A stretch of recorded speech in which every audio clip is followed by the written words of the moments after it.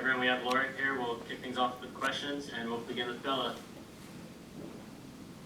Hey Laura, so always got to ask injury updates, if you have any overall, but also specifically if you have any sort of return to play timelines for either Rose or Quinn.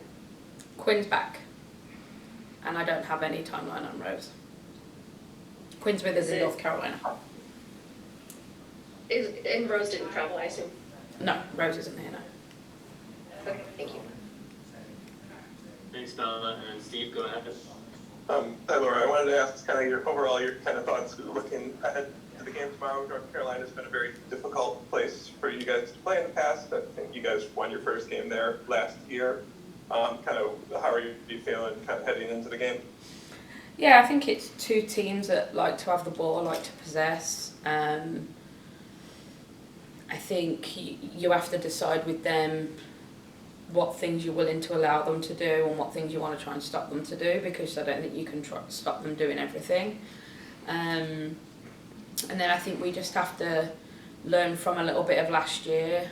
I actually wasn't on the trip last year. I had COVID, so it's my first time back in North Carolina for a while actually. So I think we had to dig in last year, and 3 goals were scored pretty quickly in the game, and then we had like a long 70 minutes maybe, or I don't know, whatever it was, to try and hold on to this lead. So you're going to have to do that here. Obviously it's our first trip on the East Coast with hot and humid weather conditions too, and that always can play a part. So we're mindful of that, but we want to make sure that we do the things we need to do to be able to try and get control of the game wherever possible. Thank you. Thanks, Steve. And then Jeff, go ahead. Kind of building on that answer there, Laura, with the heat and the travel, you had a situation where you didn't have a midweek, you have some momentum, but then you had travel and now heat.